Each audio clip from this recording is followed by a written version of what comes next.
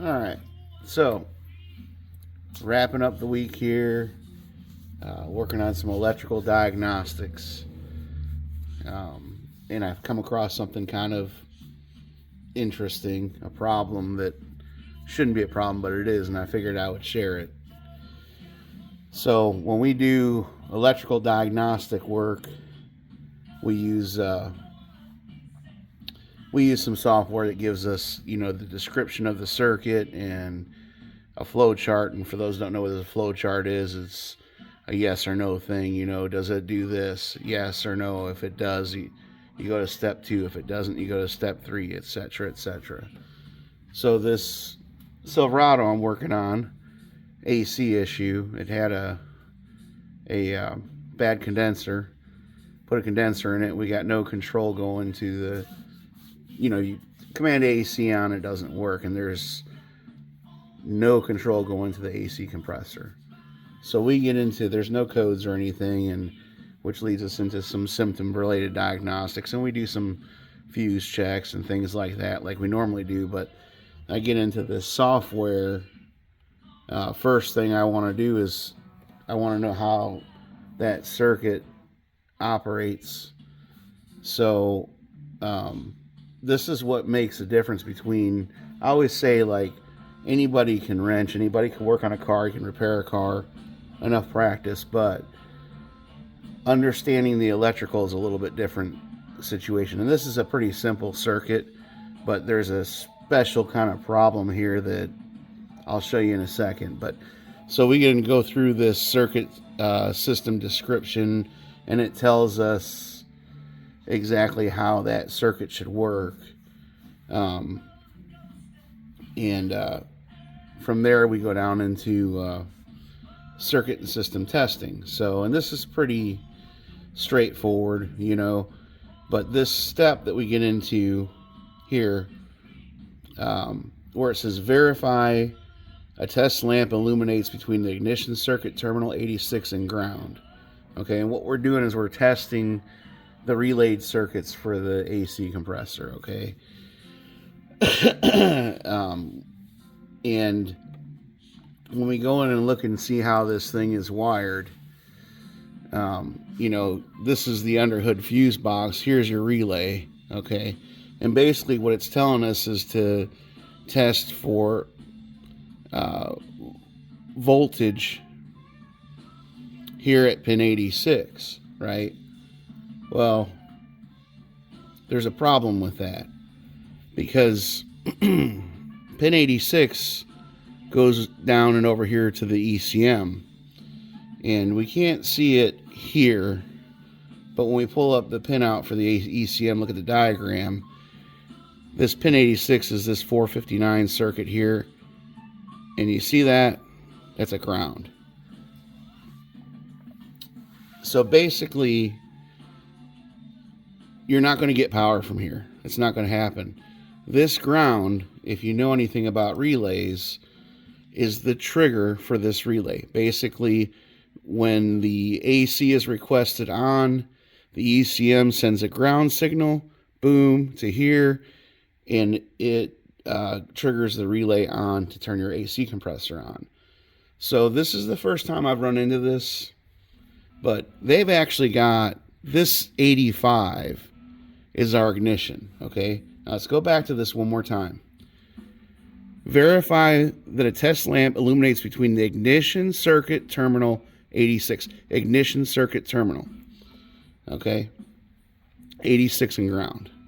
Well, we already know from this diagram that's not our ignition circuit terminal. They've got 86 and 85 switched around. If you don't understand how this relay is supposed to work, or how the circuit is supposed to work, you'll never realize that. You'll be checking for a ground on this side, or for a power on this, all day long. There's not going to be power here, because it doesn't get power there. The power comes from 30 and 85. So it's kind of a goofy deal that I found in the software, and I buy some of the best software you can buy for repair. I like to do it. I spend more money, but it's easier on my time, per se. So I just thought that was kind of interesting, because if you didn't know how the circuit worked, you know, this could lead you down the wrong path as far as a test goes. Now, on this particular truck, we basically narrowed it down to the ECM, because this wire, this it's pin pin 63 on the ECM, it's dead. It's not doing anything. There's either driver's bad or something. You can't test an ECM, but you basically test everything around it. We've done that, and you know, we can manually run the compressor. We can manually trigger the relay. If we unplug this connector on the ECM and we send it ground here where it's supposed to go, boom, the relay works. It triggers the compressor. So we've tested all around that module. You know, an AC is funny. There's 2 pressure switches on this thing. You know, so we've made sure those are both working, because this also has a HVAC control module that controls part of it too. So all this stuff's got to, you know, it's got to work with the ECM. It's got to work with the underhood fuse box. It's really simply complicated. So, biggest thing I could say to take away from this is, you know, always, if you can, and you can buy, this is through All Data, you can buy this on a do-it-yourself basis per car for 1 year or 3 years. I pay for a monthly subscription, but so even if you're not a shop, you can still buy this for your car or whatever you're working on. Always, when you're looking at electrical, circuit system description, because this is going to tell you how that circuit that you're after works. And then, you know, let's say you've got to work on a relay and you don't know how a relay works. Well, how you avoid the confusion with them saying this should be pin 86 when it's really 85. If you know how the relay works, then you'll be able to pick that out, because you'll know that, you know, this pin 86 actually receives a ground. It's not going to have power. Then you'll go over to 85 and do your testing there. Now, before I snip this off, it's already long, but before I snip this off, I'm going to show you guys something else that's kind of interesting when you're searching for intermittent electrical problems. Let me move this camera. Hold on a minute. All right, let's see how good my cameraman crap is here. So, this is the ECM in this truck, and I've seen this multiple times, but really a lot on GM stuff. I'm probably gonna take this camera off this mount to show you this stuff, but the way they do these harnesses sometimes, it's hard to keep corrosion out of them.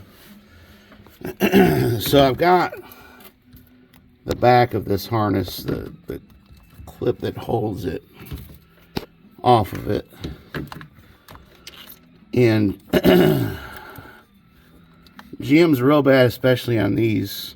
I think this is the E38 ECM.